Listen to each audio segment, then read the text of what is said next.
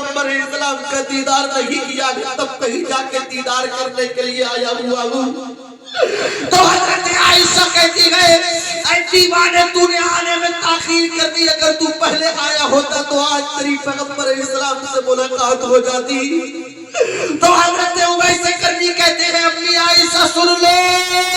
अगर मेरे मोहम्मद मुझे नहीं मिले हैं तो मुझे वही जगह दिखा दो जिस जगह पे मेरे पैगंबर बैठा करते हैं। मैं उस मसनद को बोसा देना चाहता हूँ जिस मसनद की टेक मेरे पैगंबर लगाया करते हैं। मैं उस सुतून को चूमना चाहता हूँ जिस सुतून से टेक लगा करके मेरे मुस्तफा बैठा करते हैं। कभी इतना सुना था हजरत आयशा ने तो दीवाने की चीख की रोने की आवाज सुन के दरवाजे को खोला गए और पर्दे की आड़ से देख रही है हजरत आयशा।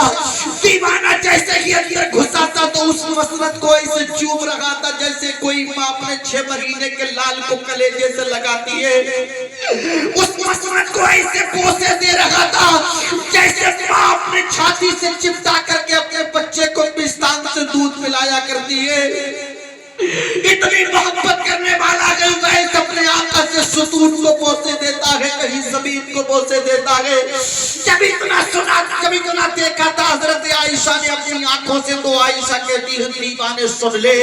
जब तू इतना सच्चा प्यार करता है मुस्तफा जाने रहमत से, जब तू इतना इतना इतना सच्चा इश्क करता है पैगंबर इस्लाम से, जब तू इतनी ममता करता है अपने मोहम्मद से, तू कुछ मिनट यहाँ ठहर क्यों नहीं जाता? मुस्तफा आ जाएंगे तो दीदार कर लेना। तो हजरत उवैस करनी ने कहा था आयशा सुन लो,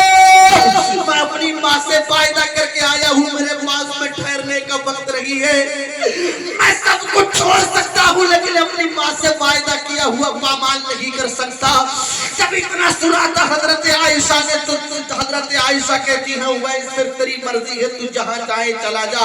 अब उवैस करनी फिर दौड़ लगाते हैं और मेरे आका के हुजरे शरीफ से निकल जाते हैं। हजरत आयशा के हुजरे से जैसे ही निकले हम मेरे पैगंबर तशरीफ ले आए, आकर के अपने अपने सीने का बटन खोला है मेरे मुस्तफा ने और लंबी लंबी सांसें ले रहे थे और अपने शरीर के हयात आयशा से कह रहे थे आयशा बताओ तो सही कौन आया था आज हमारे मकान के अंदर जो घर इतना महक रहा है? अरे वो मोहम्मद उस उवैस की खुशबू को मुलाहिजा कर रहा है जिस पैगंबर के पसीने को, जिस पैगंबर के पसीने की खुशबू से मुझको ज़ाफ़रान मुअत्तर है, जिस पैगंबर के पसीने की खुशबू की वजह से गुलाब और बेला बहक रहा है। लेकिन उसके मकान के अंदर उसका चाहने वाला उवैस जब आया है तो मेरे आका कह रहे हैं आयशा बताओ कौन आया था हमारे घर में जिसके आने की वजह से पूरा घर मुअत्तर हो रहा है, पूरी घर की दीवारों से खुशबू आ रही है। तो आयशा कहती है ऐ मेरे आका, मेरे माँ बाप आपके कदमों पे कुर्बान हो जाए, कर्म से एक दीवाना आया था जिसके बदन पे फटा हुआ लिबास था, जिसकी जुल्फें बिखरी हुई थी, जिसका चेहरा गर्द आलूदा था, पैर में टूटी हुई चप्पलें थी, लेकिन तुमसे मुलाकात करने के लिए बड़े बड़े बड़ा ही बेचैन और बेकरार था। जब आपका दीदार उससे न हो सका तो आपकी मसनद को ऐसे चूम रहा था जैसे माँ अपने लाल को कलेजे से लगाती है। तो तेरे मुस्तफा के लबों पे तबस्सुम खेलने लगती है। मेरे मुस्तफा इरशाद फरमाते हैं आयशा तुम्हें पता था वो कौन था? हजरत अपनी आयशा कहती है नहीं मैं नहीं जानती वो कौन था। तो मेरे आका फरमाते हैं आयशा वो कोई और नहीं मेरा दीवाना उवैस था।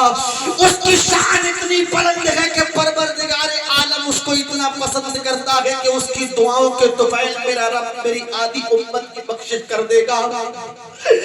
मेरे आका जब इतना कहते हैं हजरत आयशा से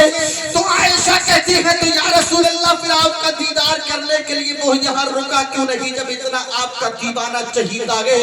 तो पैगंबर कहते हैं उसकी माँ उसके घर का इंतजार कर रही है, वो अपनी माँ को छोड़ के कहीं पर भी नहीं रुक सकता। ये अब हजरत उवैस करनी अपने मकान पे पहुंच गए हैं।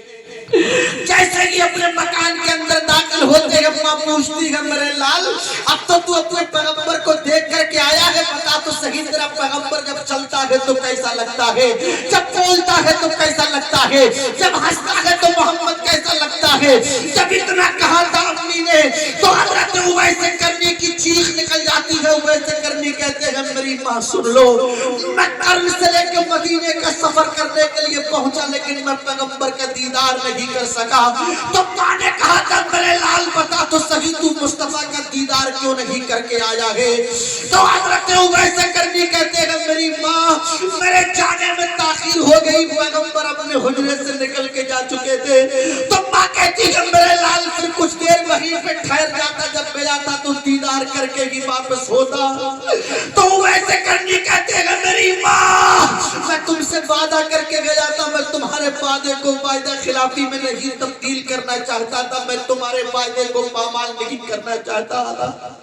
جب اتنا سنا تھا ایک ماں نے تو ماں کی آنکھ سے آنسو زمین پہ موتی بن کے ٹپ ٹپ گرنے لگے اپنے آنچل کو اٹھایا گیا اس نابینا ماں نے اور بارگاہ رب العالمین رو کر کے دعا کی ہے مولا جس میرے بیٹے اویس نے میری محبت میں مصطفیٰ کا دیدار ترک کر دیا پروردگار عالم تو میرے بیٹے اویس کی شان کو اتنا بلند کر دے کہ پوری دنیا تو پیغمبر کی بات کرے اور پیغمبر اسلام میرے اویس کی بات کرے نعرہ تکبیر نعرہ رسالت مسلک اعلیٰ حضرت عشق محبت حضرت علامہ مولانا سمیع رضوی صاحب قبلہ سرزمین کربلا صاحبہ نے نعرہ تکبیر تیری ماں تجھ سے ناراض ہے تیرے گھر کے اندر موجود ہے تو اپنے ماں باپ سے کبھی نہیں کہتا کہ باپ اگر تمہارا دل مجھ سے کسی طریقے سے ٹوٹ گیا ہو تو آج کی رات کے وسیلے سے مجھے معاف کر دو اس لیے کہ آج میرا حساب و کتاب اللہ کی بارگاہ میں ہوگا آج ہی سے پوری سال کا کس کو کتنا رزق ملنا ہے کون کتنا پریشان رہے گا یہ آج ہی کی رات میں فیصلہ ہوا کرتا ہے ہم باپ سے کبھی نہیں پوچھا کرتے ہم ماں سے کبھی نہیں پوچھتے ہیں موبائل فون کے ذریعے ایک دوسرے کو میسج کیا کرتے ہیں لوگوں یہ غلطی مت کیا کرو اگر تمہیں کسی سے تمہیں معافی بھی مانگنا ہے تو حق ہوتے ہیں بندے پر ایک ہوتا ہے حقوق اللہ اور دوسرا ہوتا ہے حقوق العباد حقوق اللہ تو اللہ معاف کر دے گا لیکن جو بندے کا حق بندے پر ہے جب تک بندہ بندے کو معاف نہیں کرے گا جب تک کہ بندہ خدا بھی بندہ خدا جب تک معاف نہیں کرے گا تو پروردگار عالم بھی آپ کو معاف نہیں کرے گا اگر آپ چاہتے ہو کہ آپ کسی سے معافی مانگنا چاہتے ہو پروردگار عالم کی بارگاہ میں اس سے معافی تلافی مت کرو بلکہ جس کا تم نے دل دکھایا ہے پہلے اس سے معافی مانگ لو اگر اس نے تمہیں معاف کر دیا تو پروردگار عالم بھی تمہیں معاف کر دے گا سبحان اللہ ہندوستان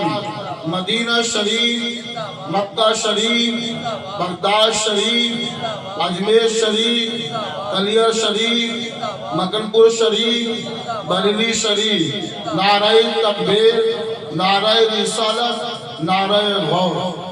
امام حسن بصری کے نام سے دنیا یاد کرتی تھی اور اسی بصرہ کے اندر ایک بہت بڑی شہزادی رہا کرتی تھی جس کو پوری دنیا حضرت رابعہ بصری کے نام سے یاد کرتی تھی رابعہ کو رابعہ کیوں کہا جاتا ہے رابعہ اس لیے کہا جاتا ہے یہ چوتھے نمبر پہ پیدا ہونے والی تھی اس لیے ان کو رابعہ کہا جاتا تھا اور ان کے نام سے بصرہ اس لیے جوڑا جاتا تھا کہ یہ شہر بصرہ سے اس کا تعلق تھا لیکن آج کے سن سے چلے جائیے گا آخری بات کر کے میں آپ حضرات کو اس سے رخصت ہونا چاہتا ہوں حضرت امام حسن بصری بھی بصرہ میں رہتے تھے اور حضرت رابعہ بصری بھی رہا کرتی تھی حضرت رابعہ کے شوہر کا انتقال ہو چکا تھا جوانی میں حضرت رابعہ دیکھنے میں بہت زیادہ خوبصورت نہیں تھی رابعہ دیکھنے میں بہت زیادہ ہینڈسم نہیں تھی رابعہ کا قد بہت زیادہ اونچا نہیں تھا پست قد کی تھی لیکن اپنے اللہ کی عبادت و ریاضت میں لگی رہتی تھی جب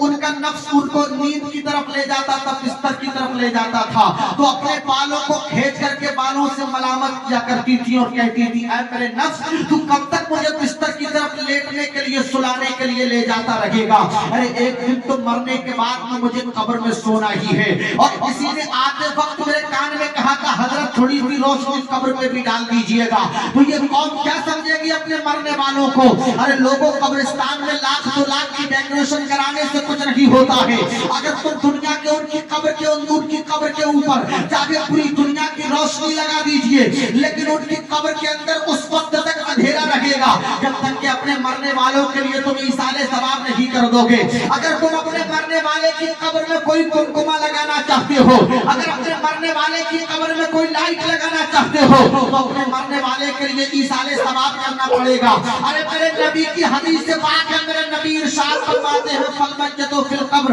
इन्नकल गरीकुल मुतकब्बिस मिन अबिन औ उम्मिन औ अखिन औ सदीकिन। अरे मरने वाले की मिसाल वैसी ही है जैसे कि दुनिया में दरिया में डूबने वाला इंसान होता है। एग्जाम्पल के तौर पर, मिसाल के तौर पर मैं आपको समझा रहा हूँ। जब दरिया के अंदर, समंदर के अंदर कोई इंसान डूबता होता है तो उसके दिल में हजरत रहना के ये ख्याल आता है, काश कोई आ जाता, आकर के मुझे उंगली का सहारा दे देता और मैं डूबने से बच जाता। मेरा बाप आ जाता जिसने मुझे अपने खून से परवान चलाया है, मेरा बाप आकर के मुझे उंगली का सहारा दे देता, मैं दरिया में डूबने से बच जाता।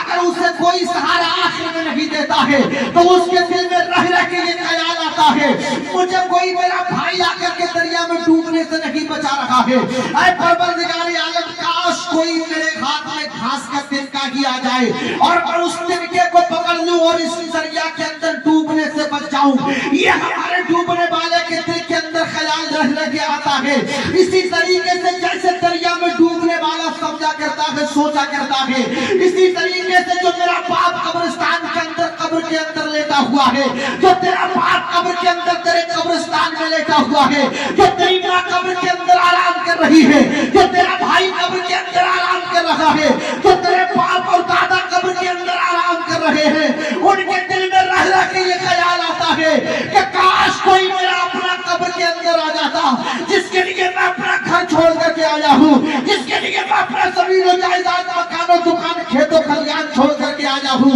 काश कोई आ जाता मेरे कब्र के ऊपर और आकर के उसे यासीन शरीफ की तिलावत कर देता। अगर उसे यासीन शरीफ भी याद नहीं है तो 3 मरतबे सूरह इखलास कुल हुवल्लाहु शरीफ पढ़ देता। अगर उसे सूरह इखलास याद नहीं है तो सूरह फातिहा की तिलावत करके मेरे लिए ईसाले सवाब कर देता। अगर उसे इतना भी नहीं आता है तो सिर्फ मेरी कब्र पे आकर के सुभान अल्लाह या माशाअल्लाह बोल देता